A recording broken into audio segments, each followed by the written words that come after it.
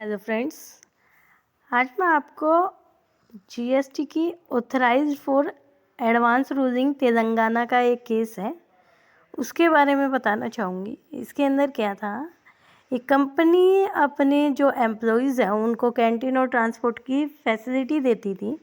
तो उन्होंने एक एडवांस रूलिंग डाली कि ये जानने के लिए कि क्या वो इनपुट टैक्स क्रेडिट कर सकते हैं या नहीं। तो देखिए, ये केस है the company versus messrs Kirby building system and structure India private limited. ये उनका एड्रेस है। यहाँ एप्लीकेंट कह रहा है the applicant messrs Kirby building system and structure India private limited Sangareddy are into the manufacture and supply of engineered building and storage racking system. The applicant averred that they are providing canteen and transportation facilities to its employees at subsidized rate as per the terms of the employment agreement entered between the applicant and the employees. उनके बीच में जो agreement हुआ था उसके हिसाब से वो उनको दे रहे हैं।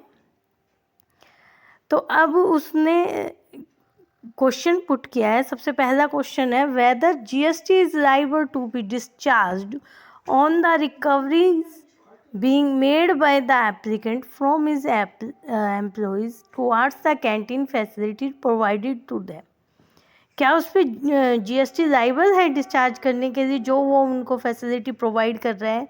तो वहाँ से एडवांस रूलिंग का जो आंसर आया है वो देखते हैं। The perquisite provided by the employer canteen service in the present case to their employees in terms of the contractual agreement. ये एक कॉन्ट्रैक्चुअल एग्रीमेंट है between the employer and his employees as submitted by them are RIO of the services provided by them to their employees in relation to employment. Therefore, the perquisite provided by the employer to the employees in terms of contractual agreement will not be subject to GST। ये GST का subject नहीं है, इसलिए उन पर उनको GST पे करने के लिए लाइबल नहीं है। सेकेंड क्वेश्चन में वो ये पुट करता है कि whether the applicant is eligible to avail input tax credit in respect of the GST paid and on inward supply. Inward supply में ये क्या होता है, आरसीएम बेसिस होता है, इसमें रिसिपिएंट पे करता है जीएसटी।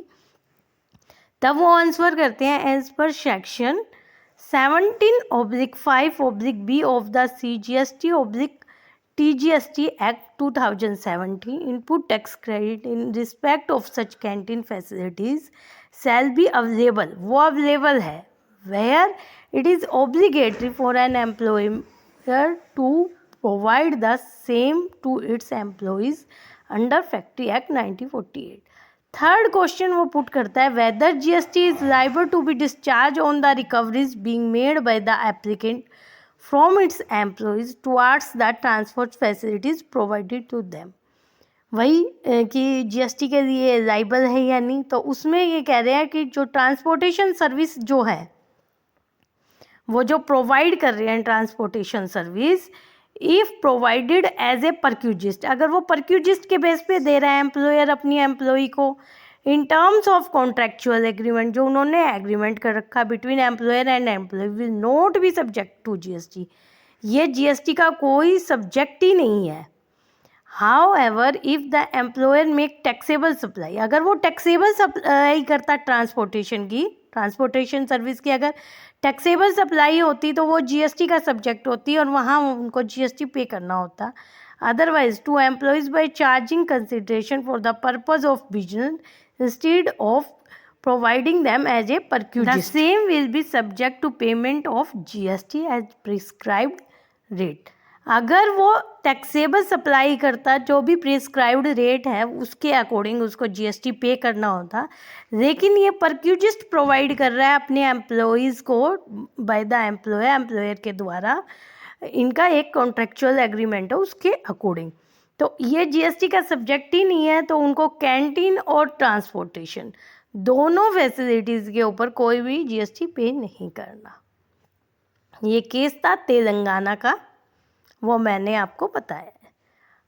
अगर यह वीडियो आपको थोड़ी भी हेल्पफुल हो तो आप प्लीज़ लाइक और सब्सक्राइब करें, और इसी तरह और इन्फॉर्मेशन आपको प्रोवाइड करने की पूरी कोशिश की जाएगी।